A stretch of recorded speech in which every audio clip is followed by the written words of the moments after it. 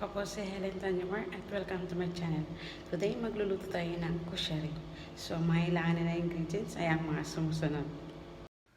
So, una, kailangan natin ng kushari.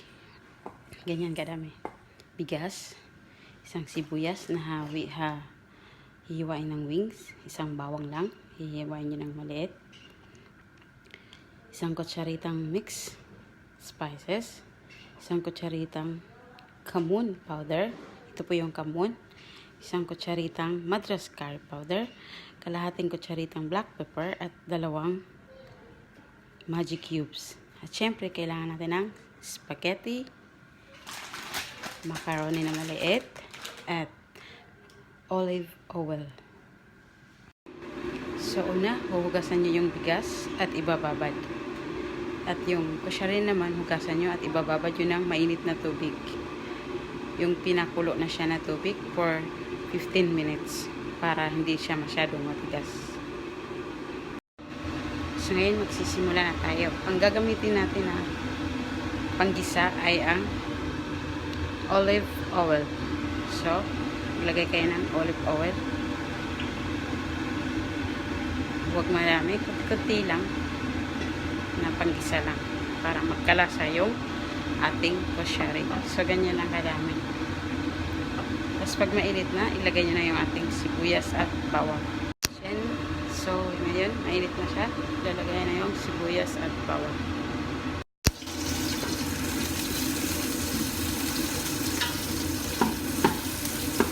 Yan, haluin mo siya hanggang magiging medyo brown.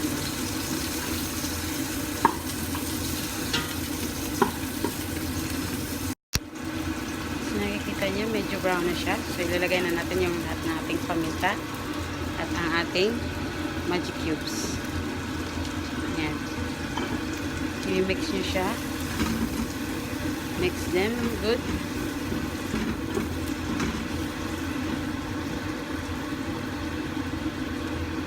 Ilalagay naman natin ngayon ang ating kosharry.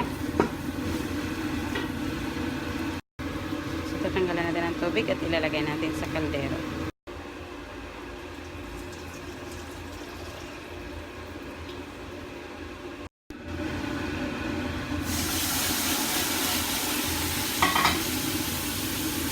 Yan, mix nyo. At lagyan nyo ng isang basong tubig.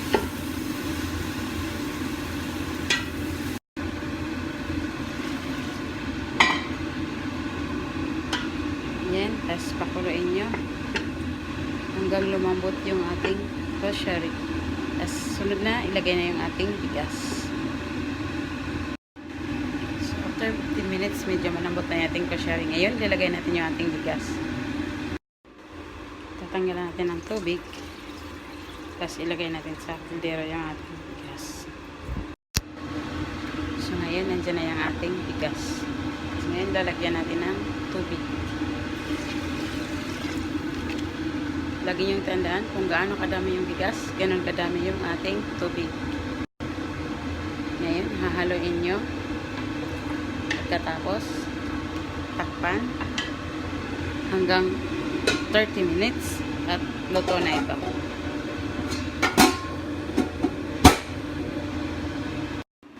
So, ngayon, isusunod natin yung macaroni at ang ating spaghetti. So, una, magpakulo ng mainit na tubig. Pakulo ng tubig at lagyan ng kunting asin at kunting mantika. So yan, isang kutsaritang asin at kunting mantika para hindi sila magdikit-dikit. So yan, kumukulo na, ilalagay natin yung macaroni at spaghetti. Yan na yung spaghetti at imimix natin yung macaroni. Yan. Huwag lahat na. Tama-tama lang. Kasi kunti lang naman kakain, hindi naman lahat na bayan. Pakuluin ito hanggang 30 minutes.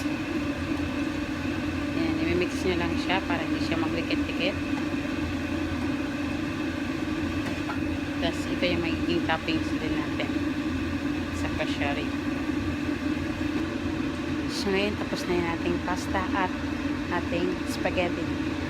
Tatanggalan natin siya ng tubig sa steamer.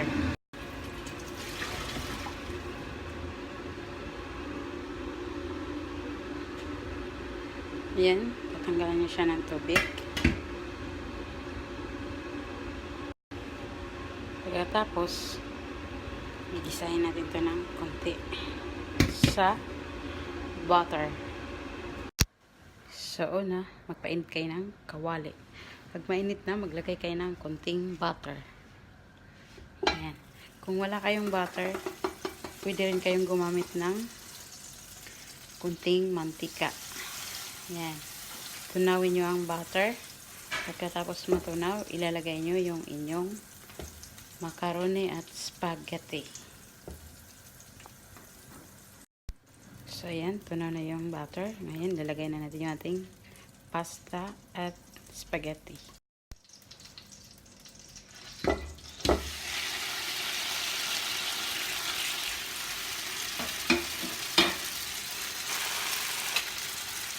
I-mix nyo lang siya.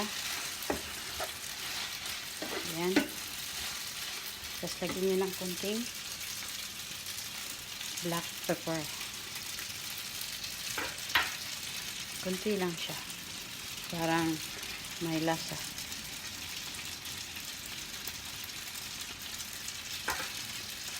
So, ayan. Ayan, tapos na yan siya. Okay na yan. Now, we're ready for serve. So, ngayon, isi-serve natin ating kushari. So, una, maglagay kayo ng kushari with rice sa lagayan.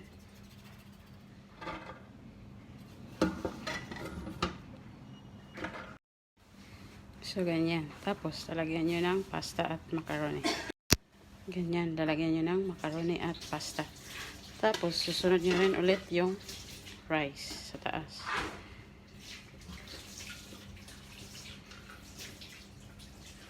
Tapos, macaroni ulit.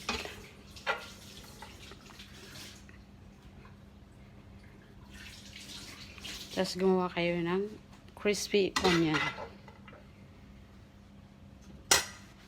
Ayan siya. So, ito yung aking crispy onion. Yan. Talagay nyo siya sa taas.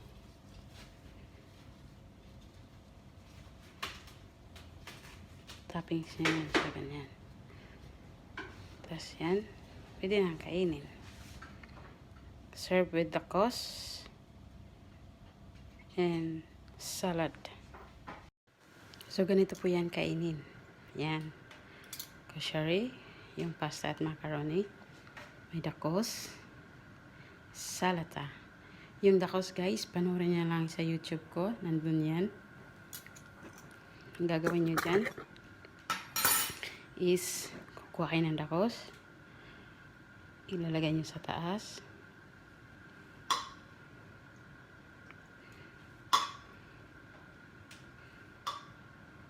Ganyan.